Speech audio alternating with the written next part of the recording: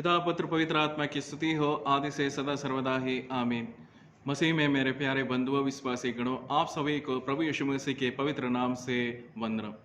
आज महापवित्र पावन अवसर पे हम सभी महा उपवास के मध्यस्थ दिन के ओर प्रस्थान कर रहे हैं। हम सभी प्रार्थना और उपवास के द्वारा अपने जीवन को मूल्यांकन करते हुए पुराने जीवन के वस्त्र को हमारे आत्मा से अपने शरीर से उतार के मैले चित्र जीवन को अपने जीवन से उतार के हम वचनों के द्वारा, प्रार्थना के द्वारा, उपवास के द्वारा नए जीवन को धारण करते हैं, वस्त्र को पहनते हैं। इसी श्रृंखला में आगे बढ़ते हुए हम आज के मनन के लिए जो लिए हैं, जो पवित्र शास्त्र के ग्रंथ से पाया जाता है, नए नियम के पवित्र शास्त्र के ग्रंथ में मरकुस रचित सुसमाचार अध्याय 12 पद 35 से 44 पद के बीच में, इन 35 से 44 पद के बीच में हम इसे 3 भागों में, 3 कालखंडों में बांट सकते हैं। इसे 3 भागों में हम देखते हैं। पहले हम 35 पद से हम देखते हैं तो हम पाते हैं कि शास्त्री और फरीसी किस तरह प्रभु यीशु मसीह को दाऊद का पुत्र कह के पुकारते हैं। तो उसके प्रति उत्तर में प्रभु यीशु मसीह उनसे बातें करते हैं। यीशु मसीह मंदिर में उपदेश दे रहे थे। उन्होंने पूछा, शास्त्री कैसे कह सकते हैं कि प्रभु यीशु मसीह दाऊद का पुत्र है? क्योंकि उसके आगे प्रभु यीशु मसीह कहते हैं, दाऊद ने स्वयं पवित्र आत्मा में होकर प्रभु ने मेरे प्रभु से कहा, मेरे दाहिने बैठ जब तक कि मैं तेरे शत्रुओं को तेरे चरणों की चौकी न बना दूं। यहाँ पे दाऊद स्वयं उसे प्रभु कहता है, अतः वह उसका पुत्र कैसे हुआ?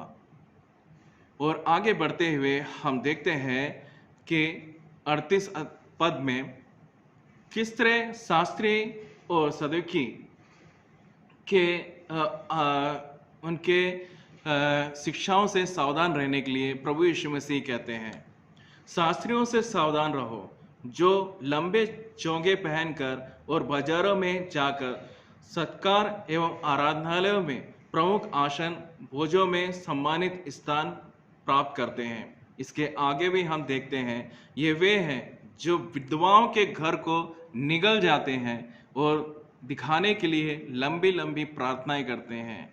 और आगे प्रभु यीशु मसीह कहते हैं कि ये भारी दंड के योगी हैं, इन्हें भारी दंड मिलेगा। यहाँ पे 28वें पद में हम आगे पढ़ के देखेंगे तो एक शास्त्री प्रभु यीशु मसीह के पास में आके पूछता है, सबसे बड़ी आज्ञा क्या है?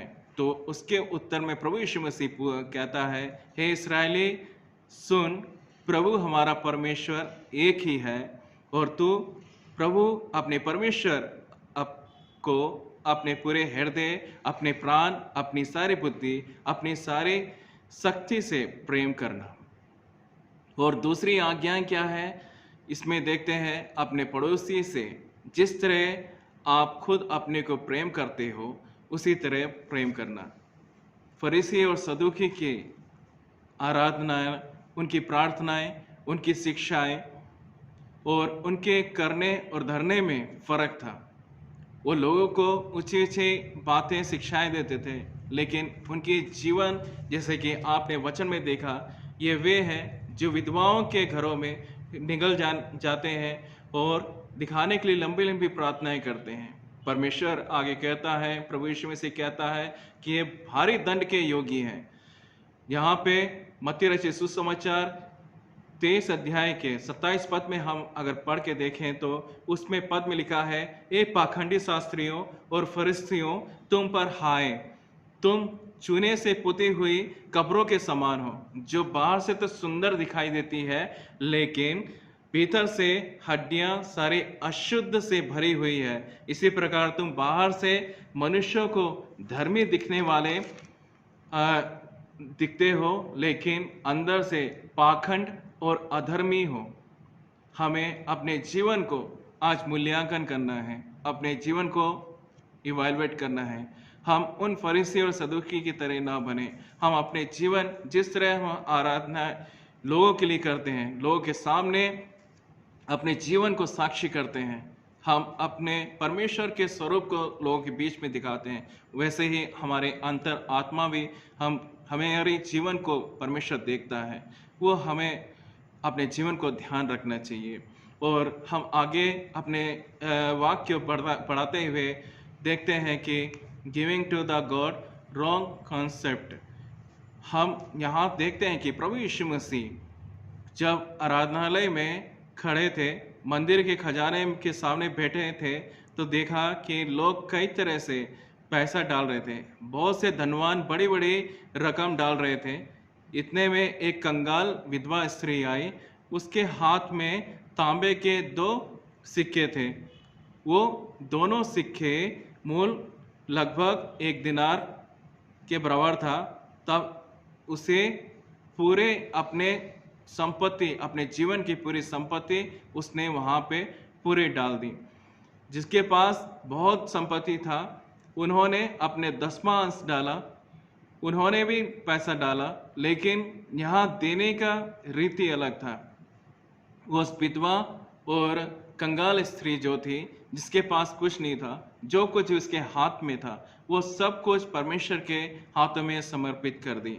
यहाँ पे क्योंकि वह अन्य सब ने अपने अधिकता से दिया था, लेकिन परंतु इसने अपनी दरिद्रता में से कुछ उसका था, अर्थात सारी जीविका जो कुछ था उसने उस दरिद्रता में उसने समर्पित कर दिया।